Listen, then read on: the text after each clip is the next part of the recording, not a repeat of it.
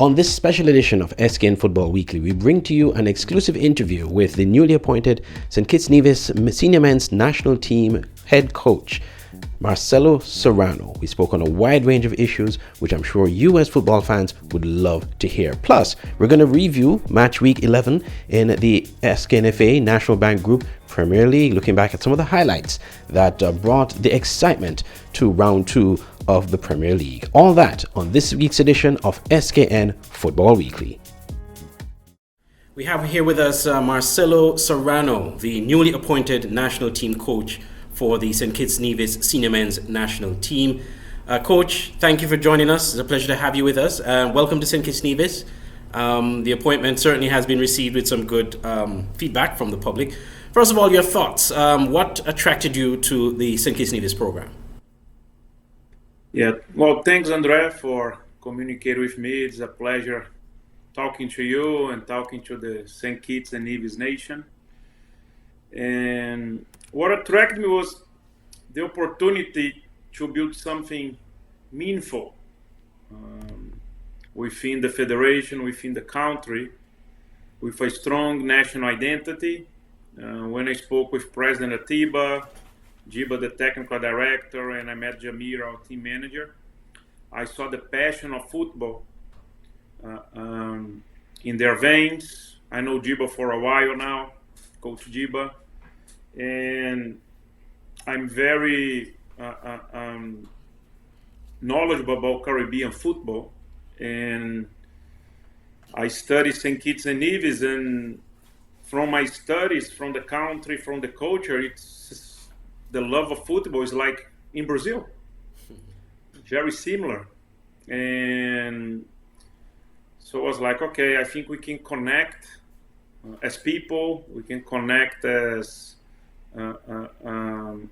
nation, and then we can connect at football. And those are my priorities. And then after that, I went to study for 2 months before we agree the players pool, the potential that I see on the talent pool, both locally and abroad. And then as a head coach, I thought, wow, we have a chance to challenge of elevating the program with CONCACAF competition and hopefully a dream to go to World Cup. So that's my answer for you, Andre. Now, you just mentioned one of your priorities, which is basically connecting the different elements of St. Kitts Nevis football. But what are some of your other priority areas as it relates to the development of football in St. Kitts and Nevis? Yeah. Well, me as a coach, we've got to talk about Marcelo as a person first.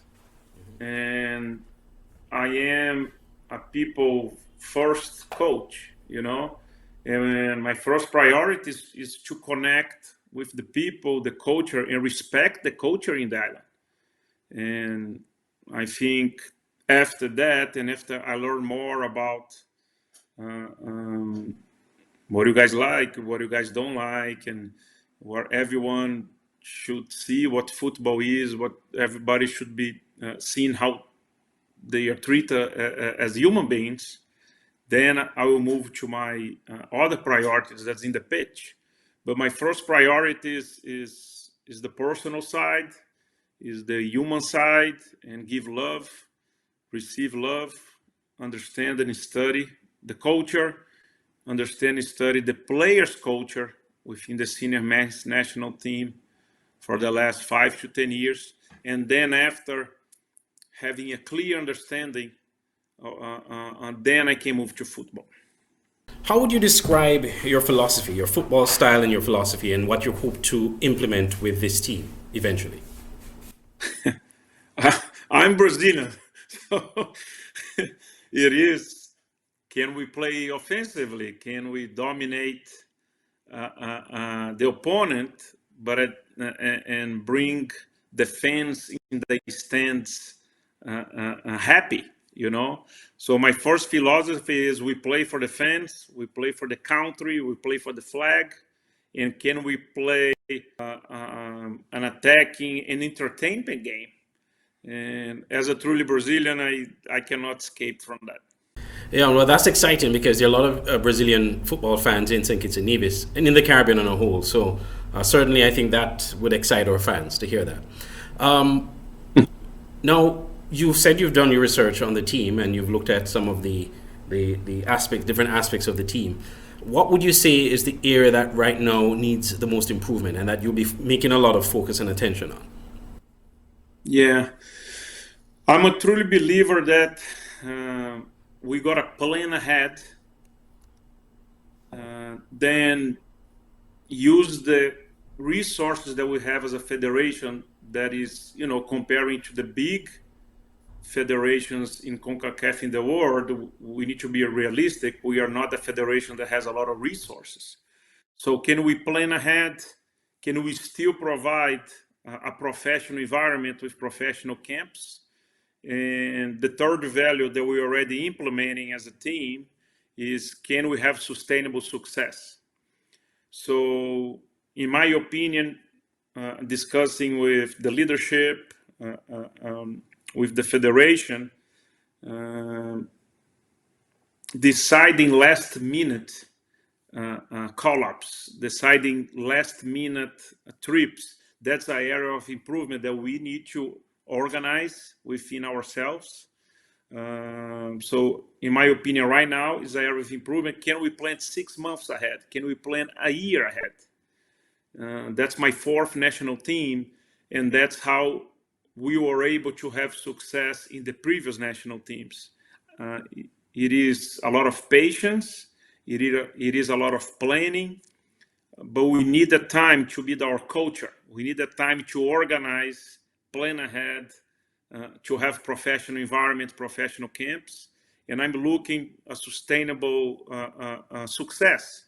When I leave the national team, when I leave the federation, did we leave a better structure? Did we leave a better philosophy that in 5-10 years we can compete in a CONCACAF level? So. Okay, all right. Well, I'm glad you bring that up as well because there are a number of competitions that the national team competes on the CONCACAF level.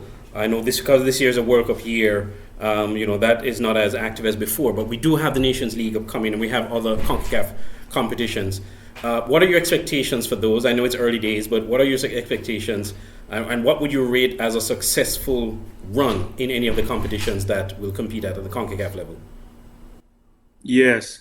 Well, our first competition is coming up in March, is Indonesia, the FIFA series. Right. And then after that, we have another FIFA window in June. And then we have the CONCACAF competitions, Our reality is when we did the study of the players, my coaching staff and I, we found 200 plus players in a database, and we're still finding more locally and especially abroad. And just so you can have idea for FIFA series, Andre, from an ideal list, if everybody was ready, everybody has St. Kitts passports, everybody's healthy, from the 200 players, we have a really small pool of just 35 players to 40 ready. And the strength of a senior men's national team in every place you go is can we leverage our players database? Can we have 500 players? Can we have 500 players competing in a high intense level? Physically, emotionally, technically, tactically. And that takes time, If we as a federation, we think on the short-term process, it's not realistic to build 500 players in a database. It is not realistic to organize the protocols, the process, because everybody wants to see a team on the pitch and let's celebrate. But there is a huge process of success before that. So my expectations coming to the FIFA series, to the CONCACAF this year, is let's fight to win always. Again, I'm a Brazilian coach. We're going to fight to win always. We're going to fight to play the best as we can. But realistically, we have a lot of work to do to become a professional senior men's national team organization. And my expectation is, can we improve in 1 year? You mentioned the word what success looks like. My key performance indicator is going in the fall. Can from the 40 players list, can you have a 60 players list by September? By November, can we have a 80 players list? By next year, can we provide a 200 players list? Everybody ready with St. Kitts Nevis passport, healthy, playing in a high division. And so that's what I'm looking like. My expectations, let's try always to win, but winning means a strong pool of players. It's like making porridge without the spices. The porridge is not going to be good. The porridge is the game. The spices are the players. If we have the right spices and all the spices available that we can choose, I can make a good porridge. So hopefully you understand that analogy. I think we do, especially in the Caribbean. We are accustomed to porridge, so I think that's a perfect analogy. And as you talk about the senior players, youth development is also part of the thrust of the SKNFA in developing young talent to move into the national and senior level. How important is youth development to you, and utilizing that youth development as part of your program? It's essential for sustainable success. And that's one of the things that when I spoke with President Atiba, Jiba, and Jamir, I see their strong thoughts and resources on the youth national success, the sustainable success. It takes a lot of time to develop one player. It's minimum 5 years since you get them from the age of 12 to 17. So I think Jiba, as our technical director, he's doing a marvelous job on that. The federation still needs to grow. I believe the next 3 years, our technical director with the president, they have a foundation layer that they're going to build. And then after this 3 years foundation, it's 5 to 10 years to start building more high profile players in the island and abroad, because we cannot forget a lot of people that left the island to pursue a better life. They still come back and go. They have kids, especially live in England. Those are same kids, people, you know. So how can we still teach those kids that are being raised overseas the love for the island, the love of their heritage, the love of their culture, you know? And the kids that are in the island, can we teach them still the love for the island, but can we teach them that, hey, there is opportunity for you to go and play a Premier League? And me as a head coach, I have a huge focus on development. That has been my work in Brazil and the US for the last 20 plus years. In Brazil, I'm a very well professional coach, know about developing players to the professional environment. I taught in the Brazilian national team in the pro license for 12 years. And that was one of my courses, was like, how can we develop youth players, sustainable success, to the senior national team and to the professional teams. And we need to align between federation, academies, the clubs from the island, the clubs from overseas. And we got to invest in long-term player development, not wanting short-term results. Development is an investment long-term, and then we can place those players in the Premier League and they can have their dreams fulfilled. And with that, the senior men's national team, we can grow to 500, our player pool. Yeah, right.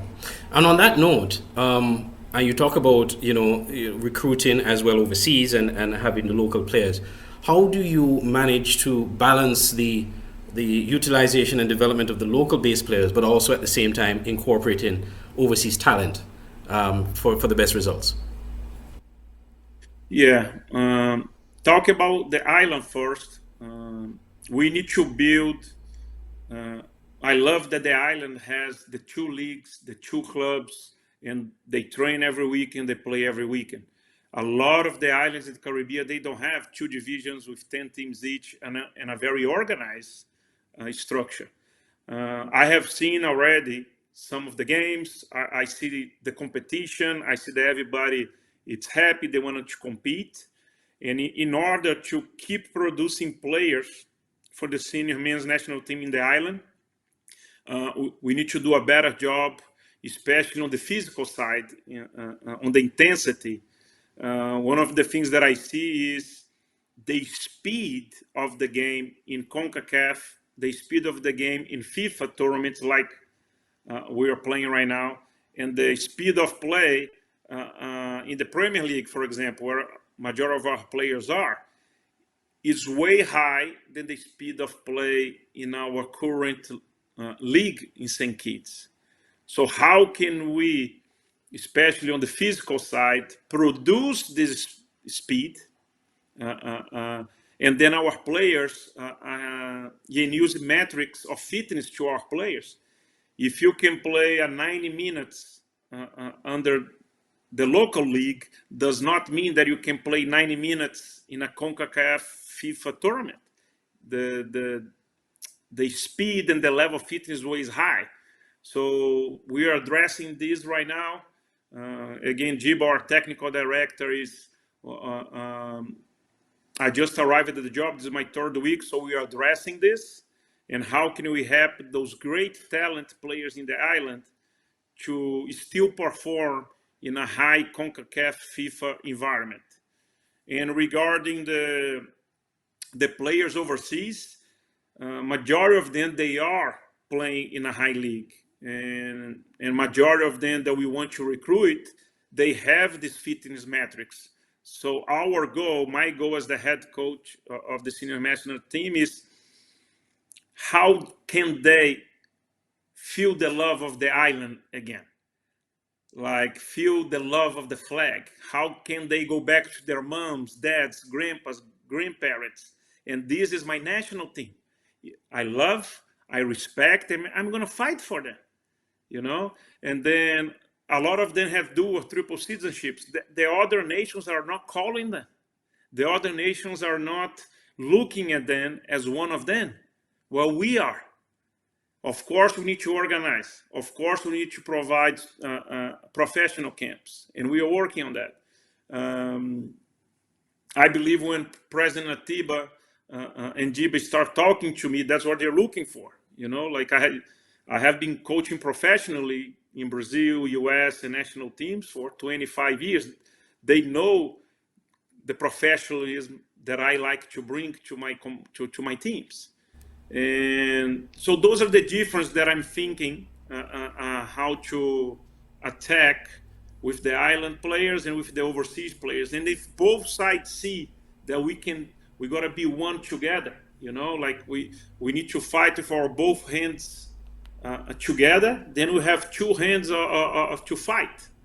If we are not unity, we cannot fight this way. We're going to lose. We got to fight united, overseas, local, and we fight as one. So that's my vision, Andre. Yeah, and I think you partially answered my next question, which was the role of the overseas-based players. How do you see their role in the squad? And of course, you made reference to some of it already, but maybe you could flesh out some more about that. Yeah, they must align with the team culture and committed standards. And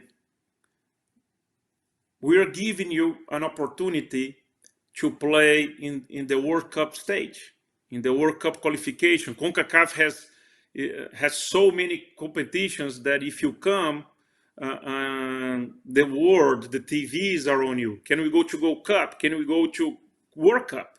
You know, but the alignment is like I just mentioned. Like right now, I'm going to give my all to this island, to the islands. I'm going to give all to the St. Kitts and Nevis culture. The senior name. Now I am part of the country. Can they come? I'm a foreigner, but I'm already part of St. Kitts and Nevis, and I must respect the culture, and I will love and I will fight for this as I fight for my house. That's the approach that I take. Can they take this approach? Can they talk to their moms and dads? Can they talk to the grandparents? Why did you leave? And what's your love to the island? The love back. So, of course, they are great players, but they need to come with respect. They need to come wanting to fight. And it's our job, the federation, give them a professional and organized camps and environment, because that's what they're used to. We have 20 players in the Premier League right now that we identify. We have players playing overseas United States. We have players playing first divisions, not just in England, but in the Netherlands, in Wales, in Scotland, Jamaica, US, like I mentioned, Canada. So we have so many places, so many countries together. And I think that's our challenge. How can we bring them together with the local players? Well, two more questions, Coach, before we run. One has to do with CONCACAF. You spoke about earlier, and we talked about the competitions that are upcoming. How do you intend to strengthen St. Kitts and Nevis in the CONCACAF region? We tend to compete very well in CONCACAF. In recent times, we've had mixed results. How do you intend to make St. Kitts and Nevis a stronger force in CONCACAF? Yeah, I just don't want to compete. I want to dominate. I want to be in the A level. You know, we have A, B, and C level. Currently, we are in B. I want to be in the A level of the Nations League and dominate. Just be there. You know, we have United States, Mexico, Canada as the three main forces, and they always going to be there. Jamaica is always being there. And can we compete against Jamaica? Can we compete against Trinidad and Tobago? The power of the small islands are again in the unity. So can we raise the physical and tactical standards for the local players that are great players I have seen? Can we raise the culture and the love of the country for the international players that are overseas? You know, we need to strengthen our family first. After strengthen our family first, the physical and tactical demands for the local, the culture and love for the country for the overseas players. Now we can think about winning sustainable success. Now can we go up to the A level and stay there? Now can we be unthoughtful? We are going to Gold Cup in every place. Right now it's like, oh, we compete well. I don't want to compete. I want to dominate. We should be one of the big forces in the Caribbean. And I believe we can do this. I believe in our players. I believe in our federation.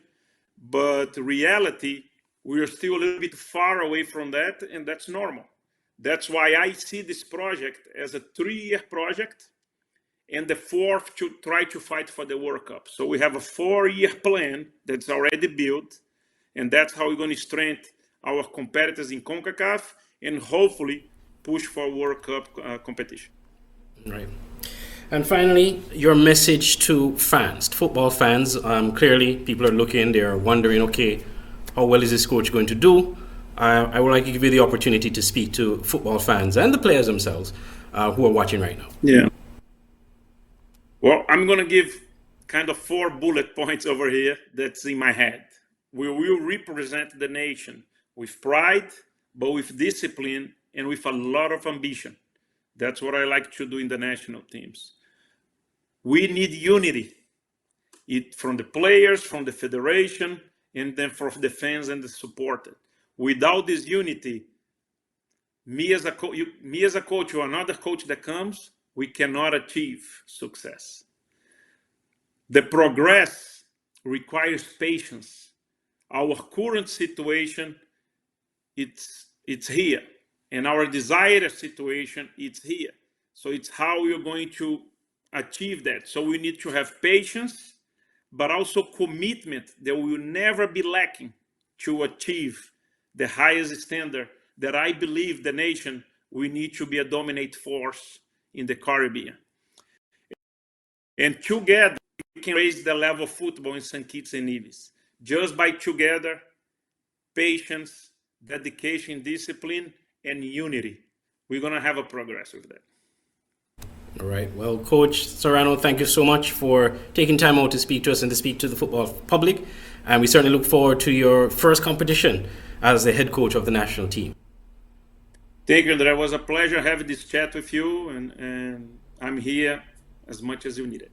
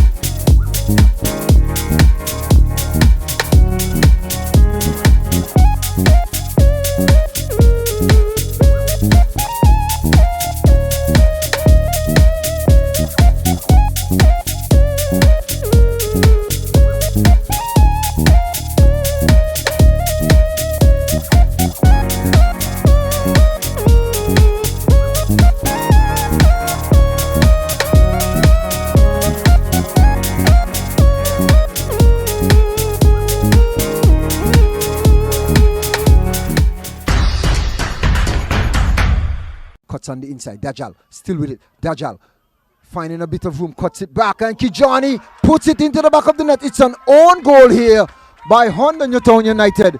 Dajjal Kelly crossing that ball.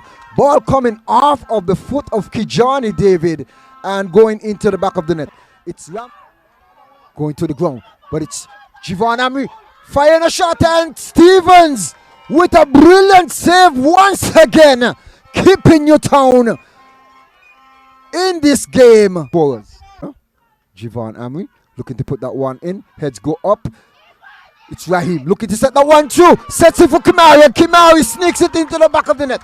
Raheem sliding that one across for Kimari, and Kimari all alone and just putting it into the back of the net. Trester Silverson not able to get enough on it, and Edward still with it as he goes down, as he was clipped on the top of the box there. So it's a free kick for, and shot comes in and it's into the back of the net.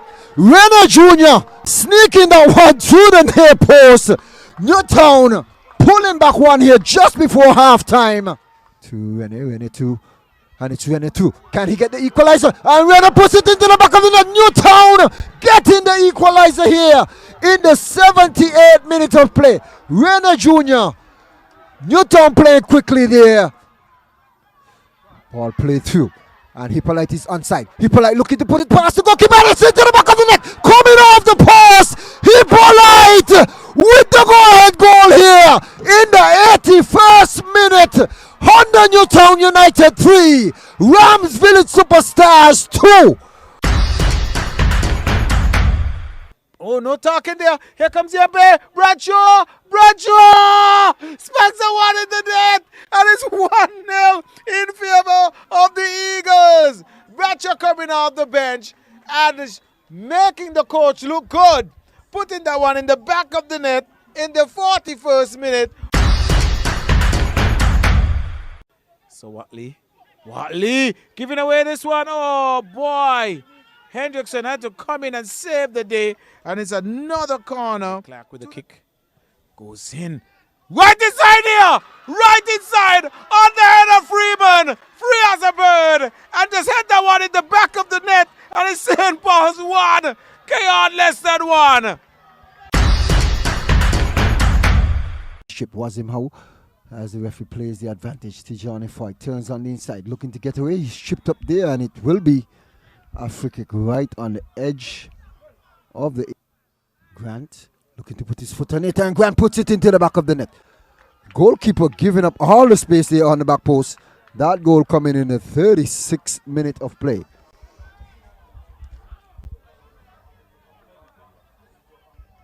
Myers with a long ball forward, and it's a lovely take, and Roberts pulling on the man there and giving up a silly penalty. Roberts with a silly foul. Lovely take there. by Adrian Williams. Go past Maynard. Lavier steps up and puts it straight down the middle, and it's 1 goal apiece. But equalizing here. Tijani Foy looking to play through for Hodge. Hodge looking to slip that one through. Finds Wazim Howe. Howe looking to square the cross, and Missouri Hodge getting the loose ball, putting it into the back of the net. And it's wonderful goal here by Connery. Wazim squaring that one across as Hodge getting on to the end of it. Boston looking to cut that one on himself for Jadel Isaac. Jadel swings it and puts it into the back of the net. Goal in the 5th minute here. The league leaders with the opener, breaking the deadlock here in the 5th minute. Finding Brown on the outside. Brown looking to square that one across. Shavon Boston leaves it for Jadel. Jadel squares it across, and Tiquani Williams getting a loose ball and to poke it into the back of the net. Second goal by MFCR Olo United Jets. Looking to swing this one in. Samuels missing everything, and that one coming off the crossbar. D. Simmons getting it and putting it into the back of the net. Development Bank St. Peter's pulling back one here. So it's 2-1. Through Nijon to Isaac. Isaac looking to fire a shot. And it's a handball against Simmons. Jarrell Isaacs runs over it. Tiquani puts it on target and puts it into the back of the net. And Kevis Hanley stuck in his boots. Left standing as the net has been shaken here in the 78th minute of play. Tiquani Williams putting that one past.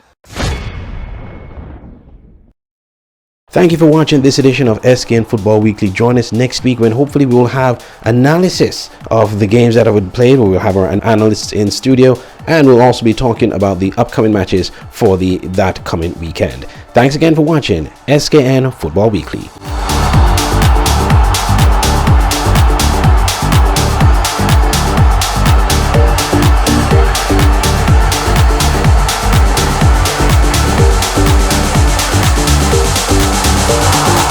I'm feeling